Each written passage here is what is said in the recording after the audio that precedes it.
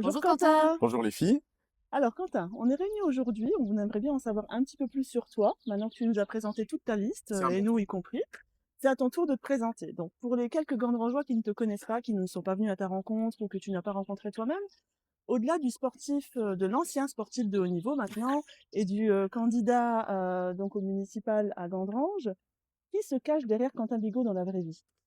Alors, j'ai 34 ans cette année. Je suis papa de 2 enfants, un petit garçon et une petite fille, de 10 mois.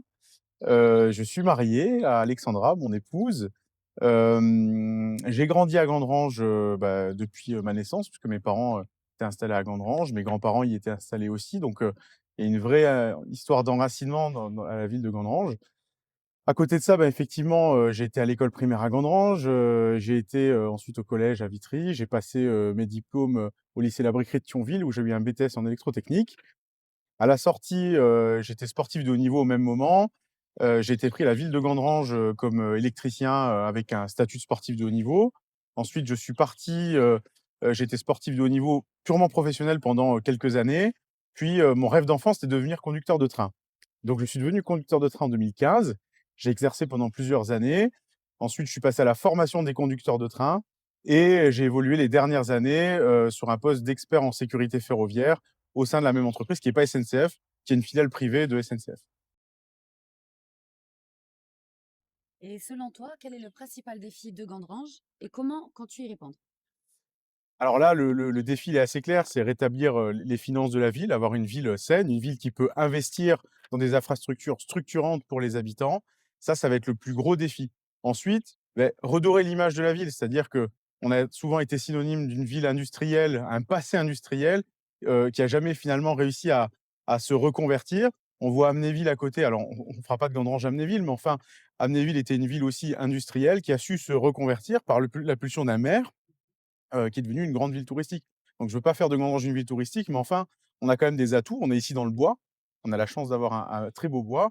On a beaucoup d'atouts à Gandrange, historiques, des atouts, culturels et aussi des atouts au niveau de nos associations, parce qu'on a la chance dans une ville de 3 000 habitants d'avoir un tissu associatif assez complet, et dynamique. Donc voilà, le principal défi de Gandrange, c'est-à-dire, muer en une ville, moderne, une ville, à l'écoute de ses habitants, une ville qui est aussi ambitieuse. Il ne faut pas avoir peur de ce mot-là, il faut qu'on soit ambitieux pour l'avenir.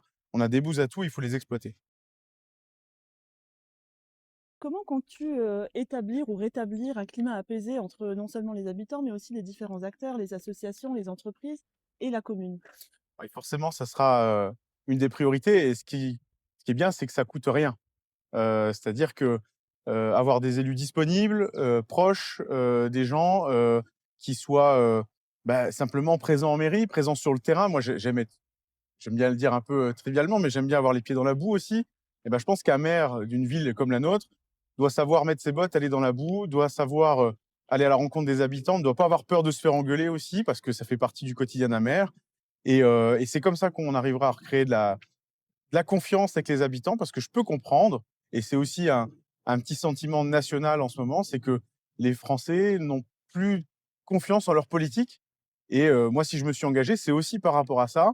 Je me considère pas du tout comme un politique. Je veux dire, moi, on me donnerait une autre ville que Gandrange, je voudrais pas être maire d'ailleurs, donc j'ai vraiment envie d'œuvrer pour Gandrange mais je pense que si on veut transformer, on va dire, la politique avec un grand P, ça commence dans les petites villes et ça commence par des élus qui sont du terrain, du terroir, locaux et ça remonte Mmh. ensuite. Et quelles mesures concrètes proposes-tu pour gérer la transparence entre les finances et la commune? Alors, il est vrai qu'un budget communal, c'est quelque chose d'assez complexe, je veux dire, il faut vraiment y passer des heures et des heures pour des fois comprendre simplement certaines lignes. Mais je pense qu'avec un budget, citoyen un peu simplifié qu'on va publier chaque année, dans un bulletin municipal, en répondant aux questions des gens aussi à la fin du conseil municipal. Le conseil municipal, effectivement, la loi ne permet pas, que les membres extérieurs du conseil puissent intervenir, mais enfin, rien n'empêche les élus, en fin de conseil municipal, de dire, voilà, se tourner vers le public présent et dire, «Est-ce que vous avez des questions sur l'ordre du jour?» Hors conseil municipal, mais enfin, ça permet de répondre quand même aux questions des gens. C'est faire preuve de transparence pour moi tout ça. Être disponible, ça veut dire qu'on n'a pas peur, on se cache pas, voilà. je veux tenir des permanences le samedi matin en mairie, bah, c'est justement pour ça aussi. Et je pense que quand on écoute les gens, on est à la base de tout et on résout déjà énormément de problèmes en écoutant juste la population. Ça fait 6 ans qu'on le fait dans l'opposition et on se rend compte que ça marche et les gens n'attendent finalement pas plus que de leurs élus que de l'écoute. Et il semblerait que tu sois engagé encore pour un petit moment, Quentin. On sait aujourd'hui que nous sommes la seule liste Oui. enregistrée aux élections à Gandrange. Comment tu appréhendes cela et quels sont tes sentiments vis-à-vis de ce fait d'être la seule liste aujourd'hui à Gandrange? Et ben déjà, ça permet de se projeter, dans ce mandat. Ça permet, de voir l'avenir avec sérénité. Forcément, quand on s'engage pour une élection municipale, je suis ancien sportif, j'aime bien gagner. Donc forcément, le fait de savoir finalement qu'on a déjà un peu gagné, sachant qu'on est la seule liste, c'est satisfaisant. Maintenant, on a une campagne à terminer, on a notre réunion publique ce jeudi, 12 mars. J'invite vraiment les gens à venir nous voir. On a fait un gros travail, auprès de la population depuis, plusieurs années pour être voilà, pour être proche de la population, pour essayer de répondre à toutes les demandes. Le projet, on l'a construit avec des cafés citoyens, avec du porte-à-porte, au plus proche des besoins des gens. Et ben, quelque part, même si on est la seule liste, il faut venir voter le 15 mars. Parce que, ça fait fonctionner la démocratie locale et ça permet aussi aux gens qui sont derrière nous d'adhérer à notre projet. De se dire: «Bah, voilà, votre programme, ce que vous proposez, c'est ce qu'on veut et on vient vous donner quitus et on vote pour vous et c'est important pour nous. Ça nous donne, non pas une légitimité parce que la légitimité, on l'aura forcément en étant élu, mais ça nous donne du poids, ça nous donne de l'élan.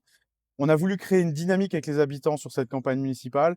Cette dynamique, elle doit se terminer par, bah, un afflux massif de personnes qui viennent voter pour nous et nous disent: «OK, on est avec vous, on est derrière vous», parce que encore une fois, une aventure municipale, c'est pas que 25 élus, voilà, ou 23, c'est pas un conseil municipal, c'est un conseil municipal et les habitants. Et la meilleure preuve de ce soutien, bah, c'est de venir voter le 15 mars, pour la liste Nouveau Souffle pour Gandrange. Et en tout cas, nous, on sera là. On sera là et on Merci, te soutiendra. Merci à vous. merci Merci à Quentin. toi.